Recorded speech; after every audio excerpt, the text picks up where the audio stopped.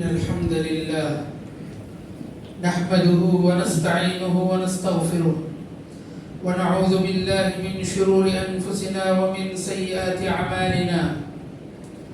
من يهده الله فلا مضل له ومن يضلله فلا هادي له. وأشهد أن لا إله إلا الله وحده لا شريك له وأشهد أن محمدا عبده ورسوله.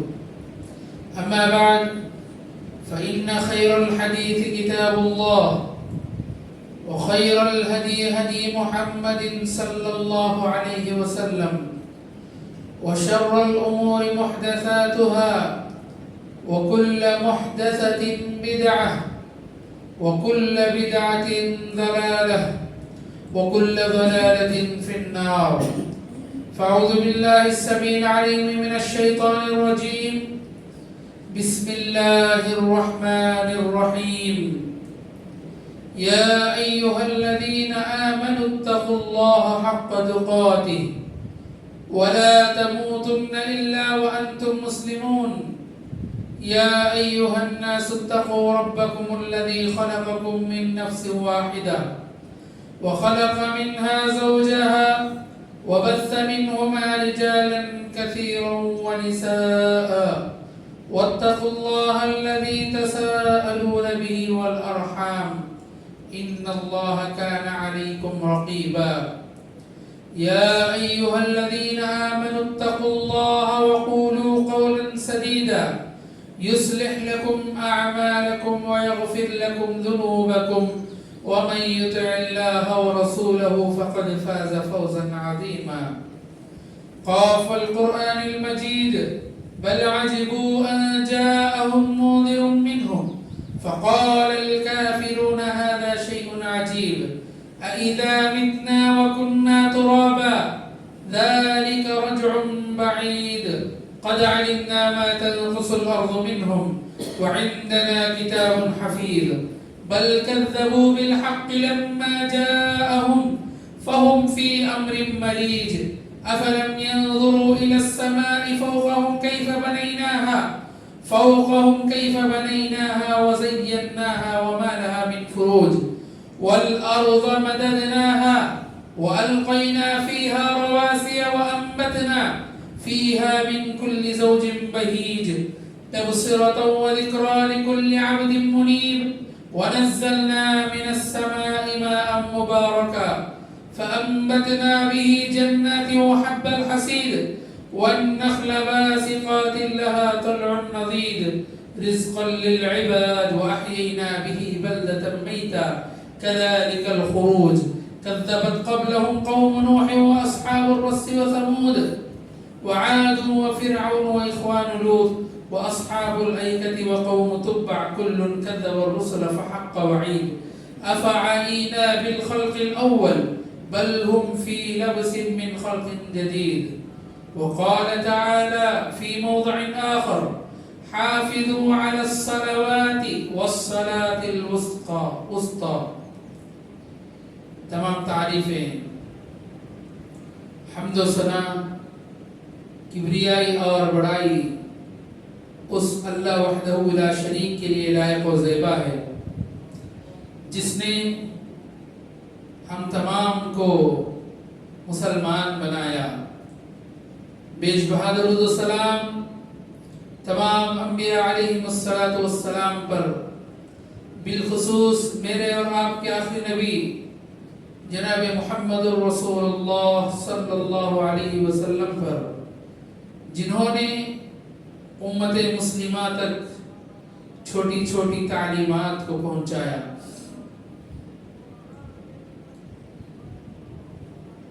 حاضرین، اللہ نے انسان کو دنیا میں ایک مقصد کے لیے بھیجا.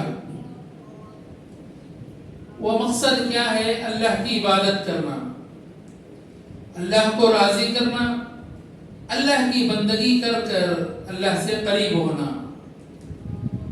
اللہ سے قریب ہونے کے لیے اللہ نے عبادتیں بنائی ہیں کہ آپ عبادتوں کو بجا لائیے اور اللہ سے قریب ہوتے جائیے.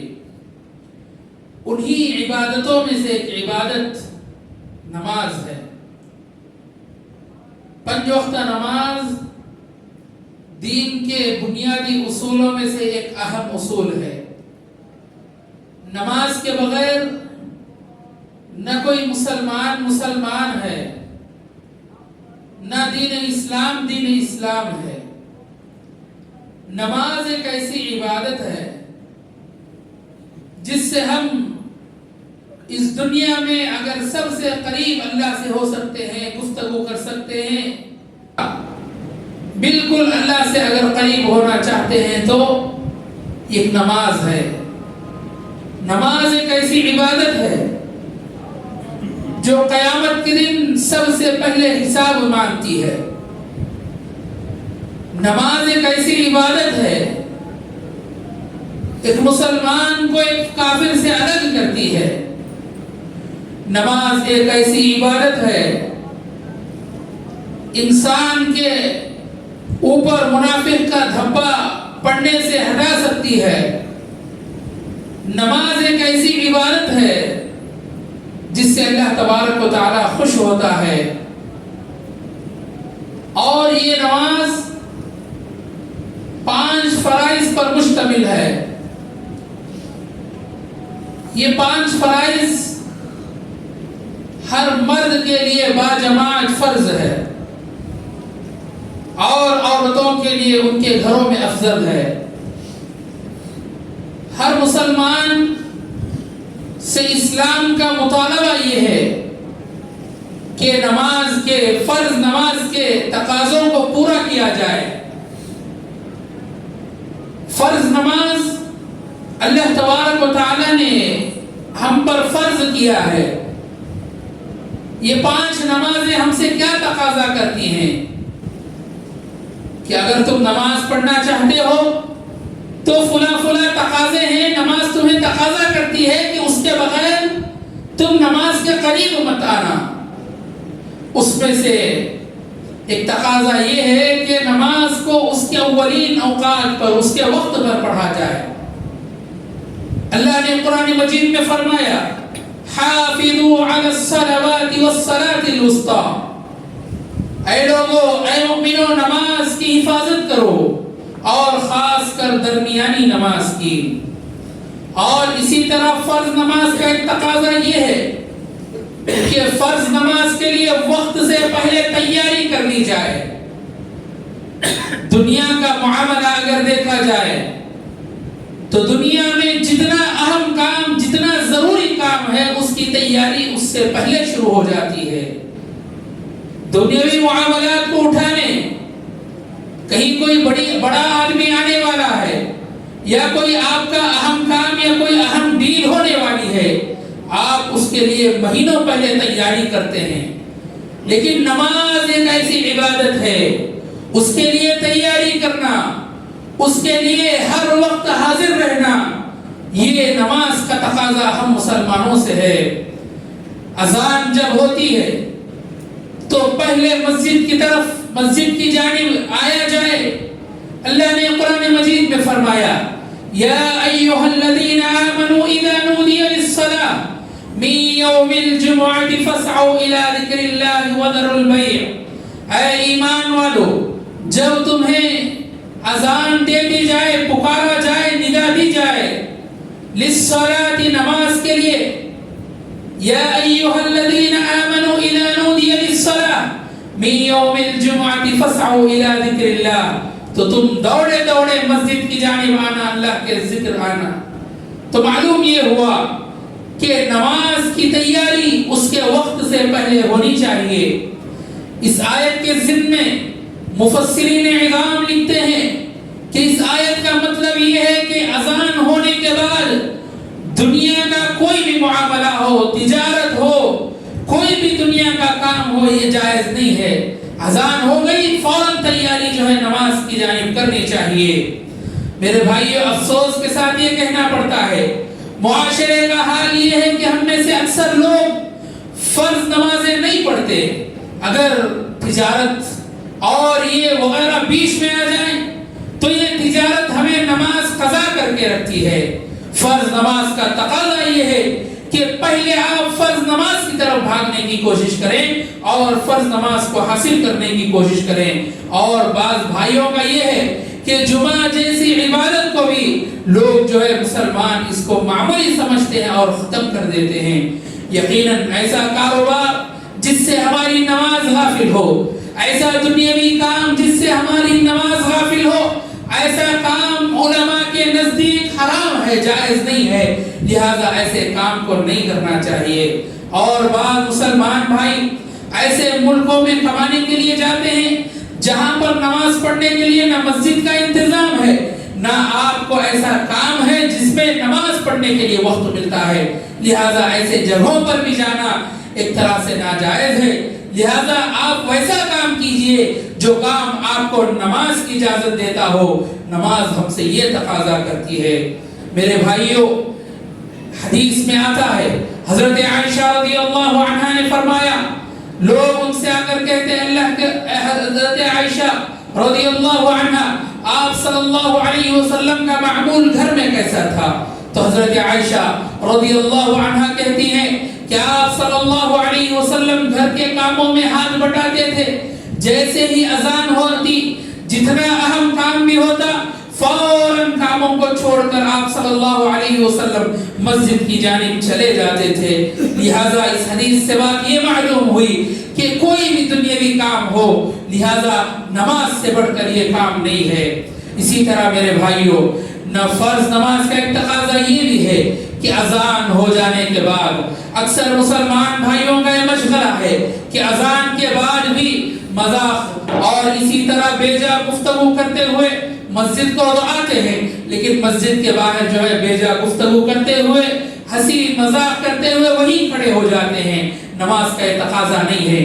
نماز کا تقاضا ہے کہ جیسے ہی اذان ہو فوراً مسجد کے اندر آیا جائے. اور یہ وہ کام ہیں جو انسان کو غفلت میں ڈال دیتے ہیں. اسی طرح فرض نماز ہم سے یہ بھی تقاضا کرتی ہے کہ ہم پاکی صفائی کے ساتھ مسجد میں داخل ہوں. اور ایک دوسری حدیث میں آتا ہے کہ آپ صلی اللہ علیہ وسلم نے فرمایا کہ جو کچی پیاز اور لہسن کھاتے ہیں وہ ہماری مسجدوں کے قریب نہ آئیں. لہذا مسجد کو جاتے ہوئے پاکی صفائی کا خاص کر لحاظ کرنا چاہیے. نبی کریم صلی اللہ علیہ وسلم نے فرمایا، انسانوں کو جو چیز تکلیف دیتی ہے فرشتوں کو بھی وہ چیز تکلیف دیتی ہے. لہذا مساجد میں جب ہم نماز پڑھنے کے لیے آتے ہیں، نماز ادا کرنے کے لیے آتے ہیں، ہمارے ساتھ فرشتے بھی موجود ہوتے ہیں. اگر آپ کے منہ سے بدبو آ رہی ہو تو لہذا اس بدبو سے جیسے انسانوں کو پریشانی ہوتی ہے ویسے ہی فرشتوں کو بھی پریشانی ہوتی ہے. اور پاکی صفائی کا اہتمام گھر سے ہونا چاہیے. آپ جو ہے یہ کوشش کریں کہ گھر سے پاک صاف ہو کر وضو بنا کر گھر سے نکلیں. اور جو ہے آج کل جو ہے وقت کی قلت کے لحاظ سے لوگ اکثر آ کر وہ مسجد میں وضو بناتے ہیں، اس میں کوئی ایسی بات نہیں ہے، لیکن افضل کیا ہے آپ پاکی صفائی کا جو اہتمام ہے گھر سے کریں. نبی کریم صلی اللہ علیہ وسلم نے فرمایا کہ جو گھر سے پاکی صفائی کر کر وضو کر کے نکلتا ہے اور راستے میں پیدل چل کے آتا ہے، اس کے لیے کیا فضیلت ہے. ایک ایک قدم پر اس کے گناہوں کو معاف کر دیا جاتا ہے اور ایک ایک قدم پر اس کے جو ہے اجر و ثواب میں اضافہ ہوتا ہے، درجات بلند ہوتے ہیں. اور اسی طرح جب انسان پاک صاف ہو کر وضو کر لیتا ہے، اس کے بعد ایک ایسی بہترین دعا سکھائی گئی ہے، ہر مسلمان کو یہ دعا یاد کر لینی چاہیے. وضو کے بعد کی دعا، اشہد ان لا الہ الا اللہ وحدہ لا شریک لہ واشہد ان محمدا عبدہ ورسولہ اللہم اجعلنی من التوابین واجعلنی من المتطہرین. اس کی فضیلت میں آپ صلی اللہ علیہ وسلم نے یہ بیان کیا کہ 8 دروازوں سے جنت میں داخل ہونے کا انسان کو اختیار دے دیا جاتا ہے کہ اے مسلمانوں، جس دروازے سے داخل ہونا چاہتے ہو داخل ہو جاؤ. کتنی بڑی فضیلت ہے. لہذا ان دعاؤں کا اہتمام ضروری ہے. یہ ہماری نماز یہ تقاضا کرتی ہے. اسی طرح ہماری نماز یہ بھی تقاضا کرتی ہے کہ اچھا لباس پہنا جائے، اچھی خوشبو استعمال کی جائے. ہمارا معاشرہ ایسا ہے کہ ہم جو ہے کاروبار میں مصروف، ہم جو ہے اپنی دنیاوی کاموں میں مصروف، ایسے ہی پسینہ آتا ہے، سوکھ جاتا ہے، بدبو آتی ہے، اسی حالت میں مسجد پہنچ جاتے ہیں. یہ کہاں کی بات تعلقات ہے، ہمارا معاشرہ، ہمارا دین و ایمان یہ نہیں سکھاتا مسجد کو آنے سے پہلے پاک صاف رکھا جائے، اپنے جسم کو پاک صاف رکھا جائے۔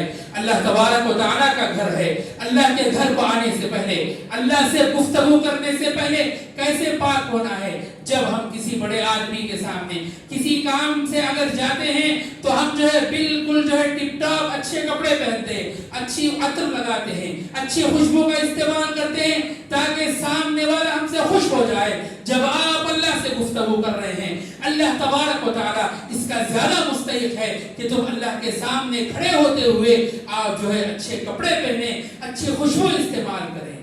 یہ اللہ تبارک و تعالیٰ کا حق ہے اور فرض نماز کا یہ تقاضا ہے۔ اللہ نے فرمایا یا بنی آدم خذوا زینتکم عند کل مسجد، اے بنی آدم، اے انسانوں، تم مسجد کو آتے ہوئے اچھی زیب و زینت اختیار کرو۔ زیب و زینت کا مطلب کیا ہے؟ زیب و زینت کا مطلب یہ ہے کہ اچھا لباس پہنا جائے، اچھی خوشبو کا استعمال کی جائے اور سلیقے کے ساتھ، نبوی طریقے کے ساتھ مسجد میں داخل ہوا جائے، سر پر ٹوپی ہو۔ اور اسی طرح یہ بھی زیب و زینت کے اس میں سے آتا ہے، فتوے الگ ہیں اور اسی طرح یہ سب چیزیں الگ ہیں، لیکن زیب و زینت میں یہ شامل ہے کہ آپ صلی اللہ علیہ وسلم ہمیشہ نماز ہو یا غیر نماز ہو اپنے سر پر امامہ باندھتے رہتے۔ اور صحابہ اکرام کے بارے میں آتا ہے کہ صحابہ اکرام رضوان اللہ علیہم اجمعین بھی امامے کا استعمال کرتے یا ٹوپی کا استعمال کرتے، لہذا یہ بھی زیب و زینت میں آتا ہے۔ اسی طرح ایک اور تقاضا نماز ہم سے جو کرتی ہے وہ یہ ہے کہ مسجدوں میں اللہ کا نور بڑھتا ہے، مسجدوں میں اللہ کا نور تقسیم ہوتا ہے۔ جب آپ مسجد کے لیے نکلیں تو ہمیشہ دعا کرتے رہیں، نور کے لیے دعائیں مانگے۔ نبی کریم صلی اللہ علیہ وسلم جب مسجد کی جانب بڑھتے تو ہمیشہ نور کی دعا کرتے، فرماتے اللہم اجعل فی قلبی نورا، اللہم اجعل فی لسانی نورا، واجعل فی سمعی نورا، واجعل فی بصری نورا، واجعل فی خلفی نورا، وامامی نورا، ومن فوقی نورا، ومن تحتی نورا، اللہم واعظم لی نورا۔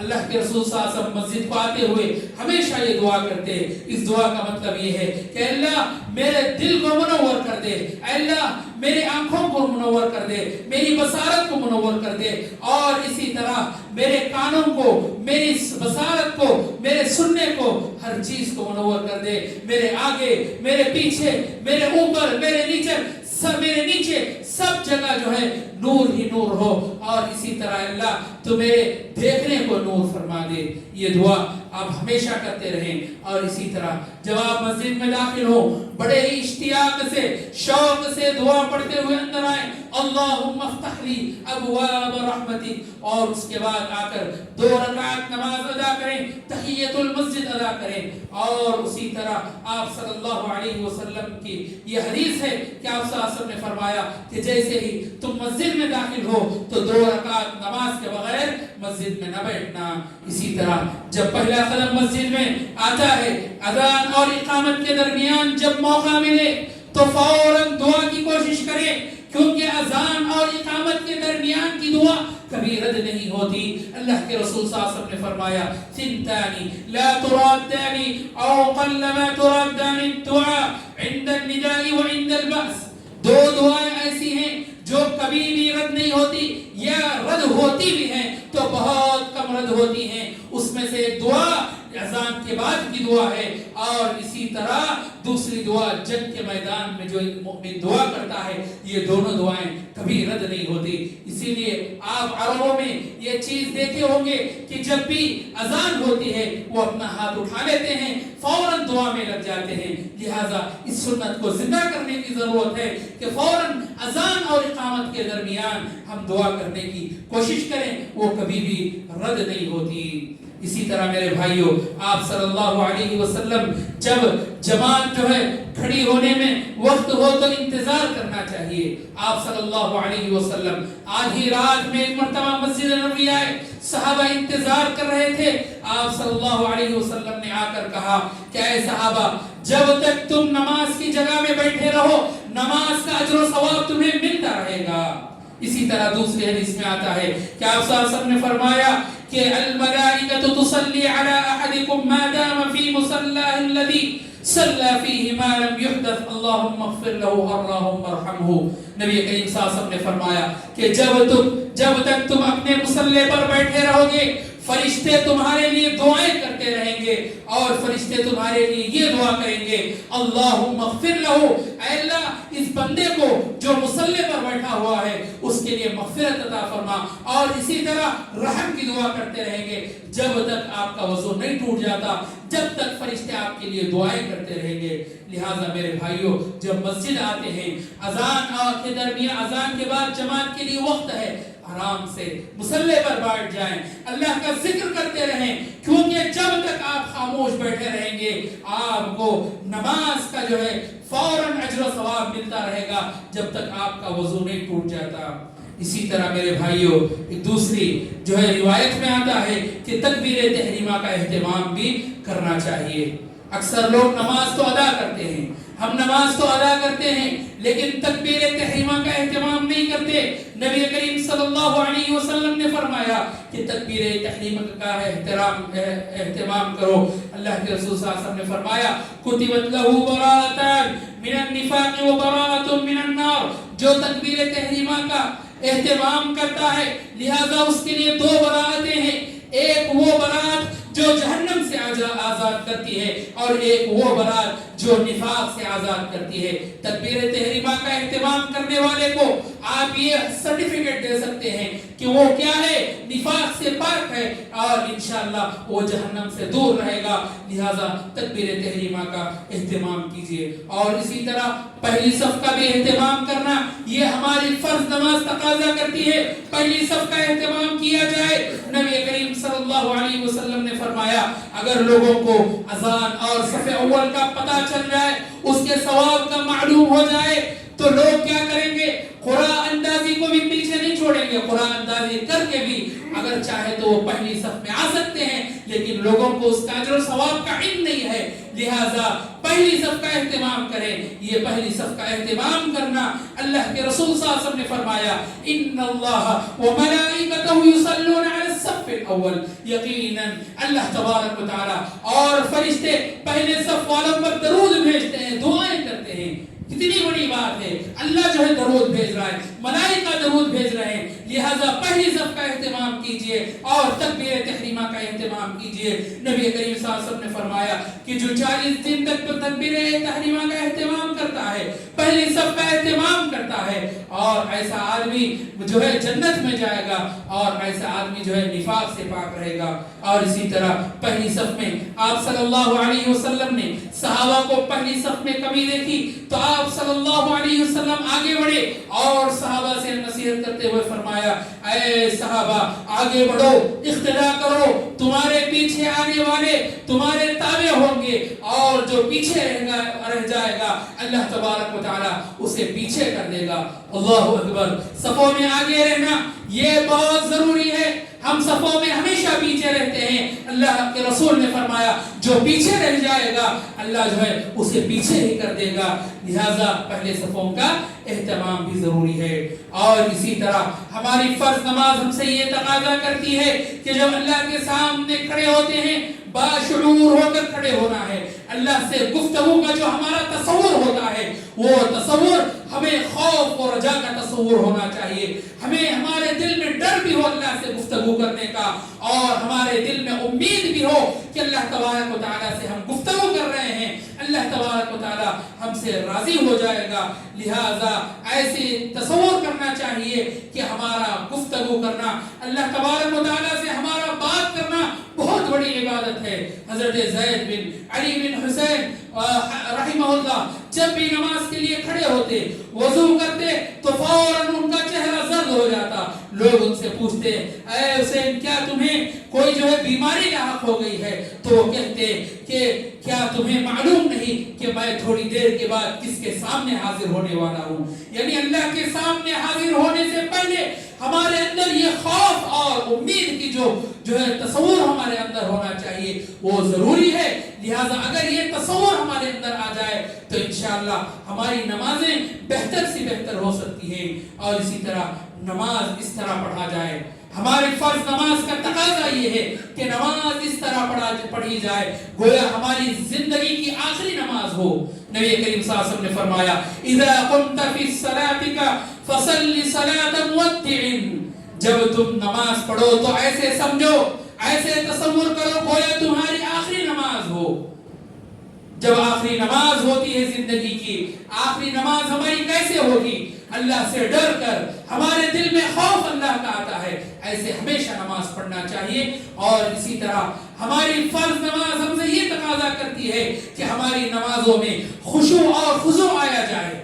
ہماری نمازیں خشوع اور خضوع سے خالی ہیں، مسجدیں تو بھرتی ہیں، صفیں تو بھرتی ہیں، لیکن ہمارے دلوں میں خشوع اور خضوع نہیں ہے، ہمارے اندر تواضع نہیں ہے نماز کے اندر۔ ہمارے اندر ہمارا جسم تو مسجد میں ہے، لیکن ہمارا دل ہماری تجارت میں ہے، ہمارا دل جو ہے ہمارے بیوی بچوں کے ساتھ ہے، ہمارا دل ہماری دنیا کمانے میں ہے، آخرت کی کمانے میں نہیں ہے۔ اسی لیے نبی کریم صلی اللہ علیہ وسلم نے فرمایا کہ اگر اپنی نماز میں خشوع اور خضوع کو پیدا کرنا چاہتے ہو تو نماز میں موت کو یاد کرو۔ اپنی موت کو اگر یاد کرو گے تو تمہاری نمازوں میں خشوع اور خضوع آ جائے گا۔ اسی طرح میرے بھائیوں، حضرت حاتم الاسم یہ تصور کرتے تھے، ان سے پوچھا گیا کہ تمہاری نماز کیسے ہوگی، خشوع اور خضوع کیسے پیدا کرو گے اپنی نماز میں؟ تو انہوں نے فرمایا کہ میں نماز اس تصور سے پڑھتا ہوں کہ جنت میرے دائیں ہیں اور جہنم میرے بائیں ہیں، اور اسی طرح روح قبض کرنے والا فرشتہ میرے پیچھے ہے، پل صراط جو ہے میرے قدموں کے نیچے ہے، اور جو ہے کعبہ میرے سامنے ہے۔ اگر ایسا تصور کر کے نماز پڑھو گے تو تمہاری نماز میں خشوع ہوگا۔ اس کے بعد انہوں نے فرمایا یہ تو میرا ایک طریقہ ہے، میری کوشش ہے، پھر بھی مجھے معلوم نہیں کہ میری نماز اللہ تبارک و تعالیٰ کے پاس قبول ہوگی۔ ہمیشہ عبادت کرتے ہوئے، ہمیشہ جو ہے جو بھی اچھا کام کرتے ہوئے یہ تصور رکھو کہ یہ میری عبادت اللہ تبارک و تعالیٰ قبول کرے گا یا نہیں، کیونکہ یہ انبیاء کا طریقہ ہے۔ ہمیشہ انبیاء بھی اپنا جو بھی کام کرتے، جو بھی عبادت کرتے، اللہ تبارک و تعالیٰ کو راضی کرنے کی کوشش کرنے کے بعد ہمیشہ یہ دعا کرتے۔ حضرت ابراہیم علیہ السلام نے دعا فرمائی ربنا تقبل منا، اے ہمارے پروردگار میں نے جو کچھ کام کیا ہے، جو کچھ کعبے کی تعمیر کی ہے، مسجد حرام کی تعمیر کی ہے، اے اللہ اس کو قبول فرما۔ تو معلوم یہ ہوا کہ عبادت کرنے کے بعد ہمیشہ اللہ سے دعا مانگنا چاہیے کہ اللہ ہماری نماز کو تو قبول فرما لے۔ اور اسی طرح نماز کے بعد کے اذکار کا اہتمام کیا جائے۔ ہماری فرض نماز ہم سے یہ چاہتی ہے، یہ تقاضا کرتی ہے کہ نمازوں کے بعد کی دعاؤں کا اہتمام کیا جائے۔ دعا اور نماز اللہ کی محبوب عبادتیں ہیں۔ اللہ تبارک و تعالیٰ نے ہمیشہ سے قرآن مجید میں فرمایا اقیم الصلاۃ ان الصلاۃ تنہی عن الفحشاء والمنکر ولذکر اللہ اکبر، نماز ادا کرو کیونکہ نماز تمہارے فحش کاموں سے تمہیں دور کرتی ہے، اور اسی طرح اللہ کا ذکر کیا کرو، اللہ کا ذکر سب سے بڑا ہے۔ لہذا یہاں دونوں چیزیں آئیں، ایک تو نماز ہے، ایک تو دعا ہے، دونوں چیزوں کا اہتمام کرنا چاہیے۔ علماء کرام فرماتے ہیں، اسلاف فرماتے ہیں کہ جو بھی نماز کے بعد کی جو دعائیں ہم کرتے ہیں وہ کیوں کرتے ہیں؟ کیونکہ ہم نے نماز میں کوتاہیاں کی ہوں گی، نماز میں غلطیاں کی ہوں گی، ہمارا دھیان نماز سے بھٹکا ہوگا، شیطان نے ہمیں بھٹکایا ہوگا، کئی غلطیاں ہو سکتی ہیں۔ اگر ہم ان دعاؤں کا اہتمام کریں گے تو وہ دعائیں ہماری نماز کی کوتاہیوں کو ختم کر دیں گی، اور جو بھی گناہ ہمارے نماز میں ہوئے ہیں ان گناہوں کو معاف کر دے گی۔ اور اسی طرح میرے بھائیوں، اللہ کے رسول صلی اللہ علیہ وسلم نے خاص کر آیت الکرسی پڑھنے کا ہمیں حکم دیا ہے نماز کے بعد۔ آپ صلی اللہ علیہ وسلم نے فرمایا کہ ہر نماز کے بعد آیت الکرسی کا اہتمام کرو۔ اگر کوئی انسان آیت الکرسی کا اہتمام کرتا ہے جنت جانے سے کوئی نہیں روک سکتا۔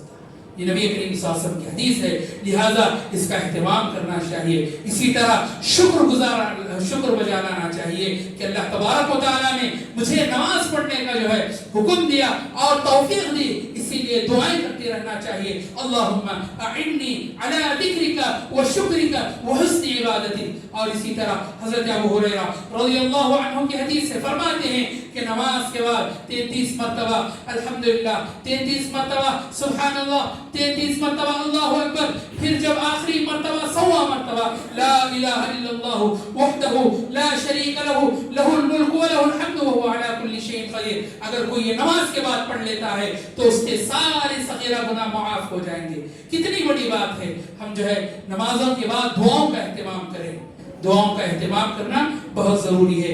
یہ وہ چند چیزیں تھے جو فرض نماز ہم سے تقاضا کرتی ہے، ان تقاضوں کو اگر ہم نہ سمجھے، ان تقاضوں کو اگر بجا نہ لائیں تو ہماری نماز مکمل نہیں ہو سکتی۔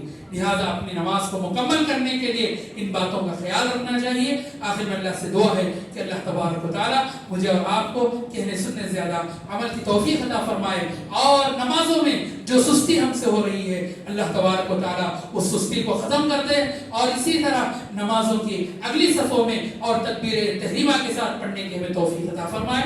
آمین۔ وآخر دعوانا الحمدللہ رب العالمین۔